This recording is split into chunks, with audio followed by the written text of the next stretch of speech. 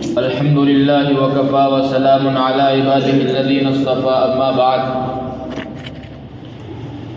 فأعوذ بالله من الشيطان الرجيم بسم الله الرحمن الرحيم ألهاكم التكاثر حتى زرتم المقابر كلا سوف تعلمون ثم كلا سوف تعلمون كلا لو تعلمون علم اليقين لترون الجحيم ثم لترونها عين اليقين ثم لتسألن يومئذ عن النعيم. وقال النبي صلى الله عليه وسلم لا تزول قدم بني آدم يوم القيامة من عند ربه حتى يسأل عن خمس: عن عمره فيما أفناه، وعن شبابه فيما أبلاه، وعن ماله من أين اكتسبه، وفيما أنفقه، وماذا عمل فيما علم، أو كما قال عليه الصلاة والسلام. سبحان ربك رب العزة عما يصفون وسلام على المرسلين والحمد لله رب العالمين. اللهم صل على سيدنا مولانا محمد وعلى آلہ واصحابہ وبارک وسلم. قرآن کریم کی ایک سورت جس کا نام سورہ تکاثر ہے آپ حضرات کے سامنے پڑھی. قرآن کریم کی اس سورت کے اندر آخری آیت میں اللہ تبارک و تعالیٰ نے یہ ارشاد فرمایا: ثم لتسألن یومئذ عن النعیم، کہ کل قیامت کے دن اللہ تبارک و تعالیٰ کی نعمتوں کے بارے میں سوال کیا جائے گا. اللہ کے رسول صلی اللہ علیہ وسلم نے حدیث مبارکہ کے اندر یہ ارشاد فرمایا کہ کل قیامت میں انسان اللہ تبارک و تعالیٰ کے سامنے سے اس وقت تک نہیں ہٹ سکتا جب تک کہ اس سے 5 چیزوں کے بارے میں سوال نہ کر لیا جائے. پہلی چیز عن عمرہ فیما افناہ، انسان کی عمر کے بارے میں جب تک اس سے سوال نہیں کیا جائے گا اس وقت تک وہ اللہ تبارک و تعالیٰ کے سامنے سے نہیں ہٹے گا. اور سوال یہ ہوگا کہ ہم نے آپ کو اتنی عمر دی تھی، آپ نے اس کو کس چیز میں لگایا. اسی طریقے سے دوسرا سوال اللہ تبارک و تعالیٰ کے یہاں ہوگا وعن شبابہ فیما ابلاہ. اللہ تبارک و تعالیٰ سوال کریں گے کہ ہم نے تم کو جوانی دی تھی، جوانی کے لمحات دیے تھے، تم نے اس جوانی کو کس چیز میں پرانا کیا ہے. تیسرا سوال اللہ تبارک و تعالیٰ فرمائیں گے عن مالہ فیما من این اکتسبہ. اللہ تبارک و تعالیٰ کے یہاں سوال ہوگا مال کے بارے میں کہ انسان نے کہاں سے کمایا ہے، کس طرح کمایا ہے. اور اسی طریقے سے چوتھا سوال ہوگا وفیما انفقہ، کہ مال کمایا کہاں سے ہے اور خرچ کہاں پر کیا ہے. پانچواں سوال ہوگا اپنے علم پر کتنا عمل کیا ہے، ماذا عمل فیما علم، کہ اپنے علم پر انسان نے کتنا عمل کیا. یہ 5 چیزیں اللہ تبارک و تعالیٰ کے یہاں سوال کے پرچے میں آئے گی. اور یہ ایک ایسا سوال کا پرچہ ہے کہ جس کو اللہ تبارک و تعالیٰ نے اور اللہ کے رسول صلی اللہ علیہ وسلم نے انسان کے سامنے صاف طور پر کھول کر کے بیان کیا ہے. دنیا کا معاملہ اس کے بالکل الگ ہے. دنیا کے معاملہ یہ ہے کہ جب کسی امتحان کا وقت آتا ہے اور امتحان کا پرچہ آتا ہے تو اگر امتحان کے پرچہ آؤٹ ہونے کا اندیشہ بھی ہوتا ہے تو اس پرچے کو بدل دیا جاتا ہے. اللہ تبارک و تعالیٰ کا دستور یہ نہیں ہے. اللہ تبارک و تعالیٰ نے یہ پرچہ خود اپنے آپ آؤٹ کیا ہے اور لوگوں کے سامنے صاف طور پر یہ بات رکھتی ہے کہ کل آپ سے ان چیزوں کے بارے میں سوال کیا جائے گا. گویا معلوم یہ اللہ کے رسول صلی اللہ علیہ وسلم یہ کہنا چاہتے ہیں کہ آپ اس پرچے کی اور آپ اس امتحان کی تیاری میں لگ جائیے، اس لیے کہ یہ دنیا اس پرچے کی اور اس امتحان کی تیاری کی جگہ ہے اور آخرت جو ہے وہ اس کے بدلہ ملنے کی جگہ ہے. آخرت تیاری کرنے کی جگہ نہیں ہے۔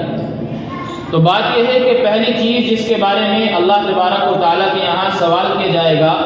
وہ ہوگی عن عمرہ فیما افناہ، انسان کی عمر کے بارے میں اللہ تبارک و تعالیٰ سوال کریں گے کہ آپ نے اپنی عمر کو کس چیز میں لگایا ہے۔ اللہ تبارک و تعالیٰ کے یہاں پہلا سوال ہوگا۔ آج اللہ تبارک و تعالیٰ نے ہم لوگوں کو زندگی دی ہے اور زندگی کے یہ قیمتی لمحات دیے ہیں۔ آج یہ دنیاوی زندگی ہم لوگوں کی یقیناً فنا ہونے والی ہے، اور کب فنا ہونے والی ہے کسی کو اس کے بارے میں معلوم نہیں ہے۔ اللہ کے نبی صلی اللہ علیہ وسلم نے حدیث مبارکہ میں ارشاد فرمایا کہ انسان کو اللہ تبارک و تعالیٰ نے یہ زندگی دی ہے اور یہ وجود بخشا ہے، اللہ تبارک و تعالیٰ کی ایک بہت بڑی نعمت ہے۔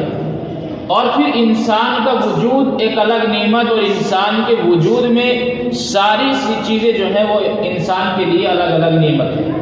ہاتھ ایک نعمت ہے، اور اسی طریقے سے پیر ایک نعمت ہے، آنکھیں نعمت ہیں اللہ تبارک و تعالیٰ کی، اور کان نعمت ہے، سر نعمت ہے۔ گویا یہ کہیے کہ انسان کے وجود کی ہر چیز یہ اللہ تبارک و تعالیٰ کی نعمت ہے، اور اللہ تبارک و تعالیٰ کی طرف سے ہمیں عطا کی گئی ہے۔ اور یہ اللہ تبارک و تعالیٰ کی طرف سے اس لیے عطا کی گئی ہے تاکہ ہم ان سب کا صحیح طریقے سے استعمال کر کے اپنے اس امتحان کے پرچے کی صحیح طریقے پر تیاری کر سکیں۔ اس لیے کہ کل نفس ذائقۃ الموت، ہر انسان کو موت کا مزہ چکھنا ہے۔ موت ہر انسان کو یقینی آنی ہے۔ موت ایک ایسی مسلم حقیقت ہے کہ جس کا کوئی انکار نہیں کر سکتا، اور اس کا بھی سب اقرار کرتے ہیں، اور اس کا بھی سب کو یقین ہے کہ انسان کی موت کے بارے میں کسی کو پتہ نہیں ہے کہ انسان کی موت کب آئے گی۔ لہذا اللہ تبارک و تعالیٰ نے جو ہمیں یہ عمر دی ہے، ہم اس عمر کے لمحات کو اور قیمتی لمحات کو اگر اللہ تبارک و تعالیٰ کے رضا والے کاموں میں گزاریں گے تو کل قیامت کے دن جب اللہ تبارک و تعالیٰ کے یہاں سوال ہوگا تو ہمیں اس سوال کا جواب آسانی کے ساتھ ہماری طرف سے دے دیا جائے گا۔ لیکن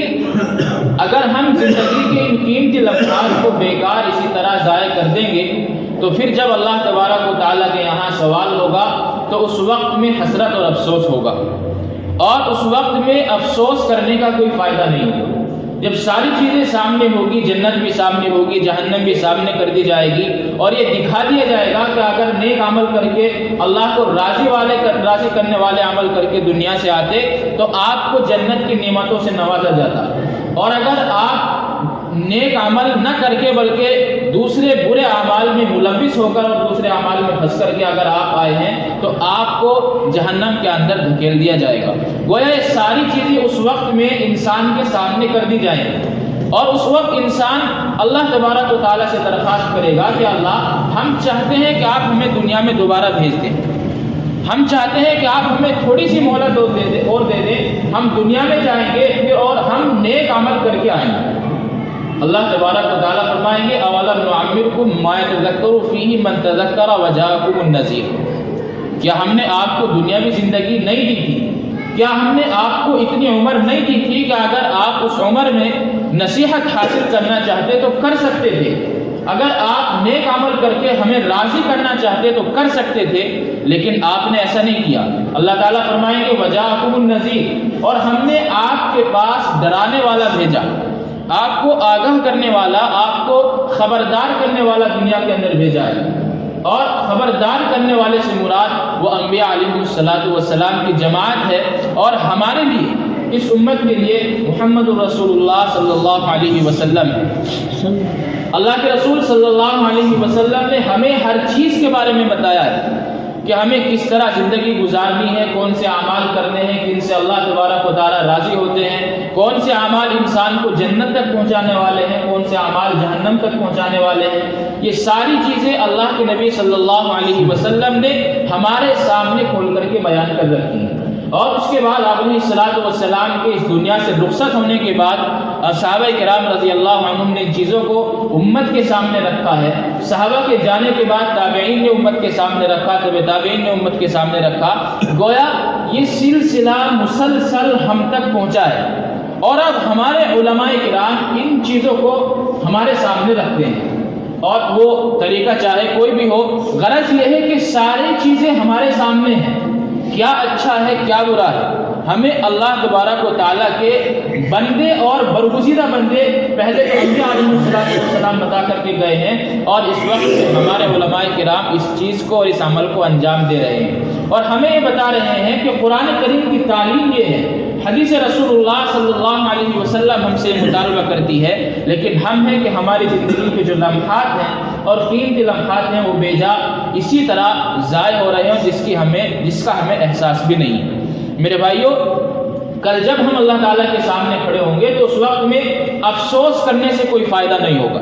اس لیے کہ دنیا دارالعمل ہے، آخرت دارالعمل نہیں ہے۔ اور اس وقت میں جب انسان کہے گا کہ اللہ ہمیں دوبارہ دنیا کے اندر بھیج دے، ہم نیک عمل کر کے آئیں گے، آپ کو راضی کر کے آئیں گے، تو اللہ تبارک و تعالیٰ فرمائیں گے اب تمہارے اس افسوس کا کوئی فائدہ نہیں ہے، اب آپ کو کوئی وقت نہیں دیا جائے گا کہ جس میں آپ نیک عمل کر کے آئیں۔ ایک وقت تھا، آپ نے اس کو ضائع کیا ہے، لہذا اب اس کا بدلہ آپ کو دیا جائے گا۔ تو میرے بھائیوں، بات یہ ہے کہ یہ زندگی کی جو لمحات اور قیمتی لمحات ہیں، یہ انسان اگر صحیح طریقے سے اور اللہ تبارک و تعالیٰ کو راضی کرتے ہوئے گزارے گا اور اپنے آخرت کے امتحان کی تیاری میں لگے گا، تو یقیناً جب یہ سوال اللہ تبارک و تعالیٰ فرمائیں گے تو انسان آسانی کے ساتھ اس سوال کا جواب دے گا۔ وہی انسان آسانی کے ساتھ سوال کا جواب دے گا جو اس پرچے کی اور اس امتحان کی تیاری کر کے جائے گا۔ اس لیے میرے بھائیوں، کل قیامت میں اللہ تبارک و تعالیٰ کے یہاں جو پہلا سوال ہوگا ان عمرہ فیما افناہ، کہ آپ نے عمر کس چیز میں لگائی۔ اور دنیا میں اگر انسان صحیح طریقے سے زندگی گزارے گا تو پھر صحیح طریقے سے اللہ تبارک و تعالیٰ کے یہاں سوال بھی دے گا۔ ایک روایت میں آتا ہے کہ ایک صاحب کی ملک الموت سے ملاقات ہوئی، جو فرشتہ روح قبض کرنے پر اللہ تبارک و تعالیٰ نے لگا رکھا ہے، ایک صاحب کی اس سے ملاقات ہوئی، اور ملاقات جب اس کی ہوئی تو وہ کہنے لگا کہ ملک الموت، آپ جب دنیا میں لوگوں کی روح قبض کرنے کے لیے آتے ہو تو آپ اچانک بغیر کسی نوٹس کے اور بغیر کچھ بتائے ایک دم آ جاتے ہو اور روح قبض کر کے لے جاتے ہو، حالانکہ دنیا سے ہمیں جانا ہے، اور دنیا یہ ایک ایسا سمجھیے کہ یہ کرائے کی جگہ ہے، اور جو انسان کرائے کے مکان میں کرائے کی جگہ پر رہتا ہے تو کرایہ دار جو ہوتا ہے پہلے سے اس کو آگاہ کرتا ہے کہ آپ ہمارا مکان خالی کر دیجئے، آپ کے پاس اتنا وقت ہے، آپ کو اس وقت تک ہمارا مکان خالی کرنا پڑے گا۔ یہ دنیا ہمارے لیے یقینی نہیں، یہ سمجھیے کہ ہمارے لیے کرائے کا گھر ہے، ملک الموت آئے گا اور ہمیں اس دنیا سے لے کر کے رخصت ہو جائے گا۔ تو اس صاحب نے جب ملاقات کی تو ملک الموت سے کہا کہ آپ بغیر کسی نوٹس کے آ جاتے ہو، حالانکہ معاملہ یہ ہے کہ آپ کو پہلے بتانا چاہیے کہ ہم آ رہے ہیں اور آپ کی روح کو ہم قبض کریں گے۔ تو ملک الموت نے کہا، اس کو جواب میں کہا کہ آپ نے اس کا اندازہ نہیں کیا، ہم سے زیادہ نوٹس کوئی اور نہیں بھیج سکتا۔ اس شخص نے کہا کہ کس طرح؟ ملک الموت نے کہا کہ انسان کو بخار آتا ہے تو یہ میرا نوٹس ہوتا ہے، اسی طریقے سے انسان دوسری بڑی بیماری میں مبتلا ہوتا ہے تو یہ ملک الموت کا نوٹس ہوتا ہے، اسی طریقے سے انسان دوسرے لوگوں کو مرتے ہوئے دیکھتا ہے، دوسرے لوگوں کی نماز جنازہ پڑھنے کے لیے جاتا ہے، اور اسی طریقے سے دوسرے لوگوں کو دفنانے کے لیے جاتا ہے، تو یہ بھی ملک الموت کا نوٹس ہوتا ہے کہ جس طرح آج ہم اسے دفنا رہے ہیں کل ہو سکتا ہے کہ ہمارا بھی نمبر آ جائے۔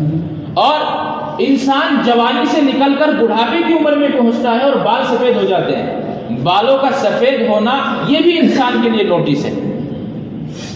یہ بھی انسان کے لیے نوٹس ہے کہ اب آپ اس عمر کو پہنچ چکے ہیں کہ آپ عمر کے آخری لمحات میں ہیں، پتہ نہیں کہ کب آپ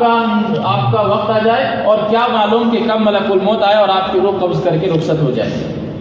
اور اسی طریقے سے فرمایا مفتی شفیع رحمۃ اللہ علیہ نے کہ انسان کے یہاں جب اولاد کے اولاد پیدا ہو جائے، یعنی کہ انسان پوتے پوتی والا بن جائے، تو انسان کے لیے سب سے بڑا نوٹس ہوتا ہے، اور گویا جو پوتا یا پوتی اس کے گھر میں پیدا ہوئی ہے تو اپنی زبان حال سے وہ یہ کہتی ہے کہ اب تمہارا وقت پورا ہو چکا ہے، اب ہم آ چکے ہیں، ہماری جگہ خالی کریے۔ انسان ملک الموت نے کہا کہ کون کون سے نوٹس ہم نے آپ کو نہیں دیے، ہر چیز تو ہم نے آپ کے سامنے رکھی، بیمار آپ ہوئے تو آپ سمجھ لیں کہ یہ ہمارا نوٹس ہے، آپ دوسروں کے جنازے میں شریک ہوئے تو یہ ہمارا نوٹس ہے، آپ بڑھاپے میں گئے بال سفید ہوئے تو یہ ہمارا نوٹس ہے، اور اسی طریقے سے جب آپ پوتے پوتی والے ہوئے تو یہ ہمارا نوٹس ہے۔ اگر آپ ہی نہ سمجھے تو پھر ہمارا اس میں کیا قصور ہے؟ لہذا انسان کی زندگی جو جن لمحات کو اللہ تبارک و تعالیٰ نے انسان کو دیا ہے، اگر انسان ان لمحات کو صحیح طریقے سے گزارنے کی کوشش کرے گا تو کل اللہ تبارک و تعالیٰ کے یہاں وہ ان سوال کے جواب میں کامیاب ہوگا۔ اگر اس زندگی کے ان لمحات کو قیمتی نہیں بنائے گا تو سوال کے جواب میں کامیاب نہیں ہو سکتا، اور کل قیامت میں اللہ تبارک و تعالیٰ کے یہاں سوال ہوگا ان عمرہ فیما افناہ، ہم نے آپ کو اتنی عمر دی تھی، 60-70 سال کی عمر دی تھی، 80 سال کی عمر دی تھی، 50 سال کی عمر دی تھی، آپ نے اس چیز کو کس چیز میں خرچ کیا ہے؟ کل قیامت میں اللہ تبارک و تعالیٰ کے یہاں سوال ہوگا، اور جب تک سوال کا جواب نہیں دے گا اس وقت تک اللہ تعالیٰ کے سامنے سے انسان نہیں ہٹے گا۔ تو اس لیے میرے بھائیوں، اللہ تبارک و تعالیٰ نے ہمیں جو زندگی کے یہ قیمتی لمحات دیے ہیں، ہم ان کو قیمتی بنانے کی کوشش کریں، اور آخرت میں اللہ تبارک و تعالیٰ کے سامنے رسوا نہ ہونا پڑے، اس لیے ہم اس امتحان میں کامیاب ہونے والے اعمال اور کامیابی دلانے والے اعمال کرنے کی کوشش کریں۔ اللہ تعالیٰ عمل کی توفیق عطا فرمائے۔